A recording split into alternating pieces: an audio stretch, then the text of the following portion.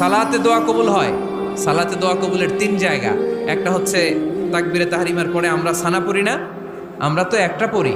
আল্লাহর হাবিব সুন্নাহ এবং নফল নামাজে আরো পড়তেন সানা, ওই দোয়া কবুল হয়। দুই নম্বর জায়গা সালাতে সেজদায় পড়ে দোয়া করলে কবুল হয়।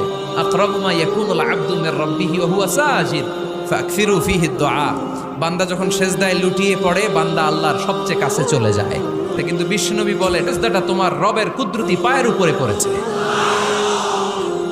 সেজদায় পড়ে দোয়া করেন। সালাম ফিরানোর আগে বিশ্বনবী দোয়া করতেন, লা ইউসাল্লিমান্না আহাদুকুম হাত্তা ইয়াতাআওয়াযা মিন আরবা'a। আল্লাহর হাবিব বললেন, চার জিনিস থেকে পানাহ না আছে আমার কোন উম্মত যেন সালাম না ফিরায়। তারা যেন পড়ে, আল্লাহুম্মা ইন্নী আউযু বিকা মিন আযাবিল কবর, আউযু বিকা মিন আযাবি জাহান্নাম, আউযু বিকা মিন ফিতনাতিল মাহইয়া ওয়াল মামাত, আউযু বিকা মিন ফিতনাতিল মাসিহিদ দাজ্জাল। আল্লাহ কবরের আযাব থেকে বাঁচাও, আল্লাহ জাহান্নামের আগুন থেকে বাঁচাও, আল্লাহ জীবন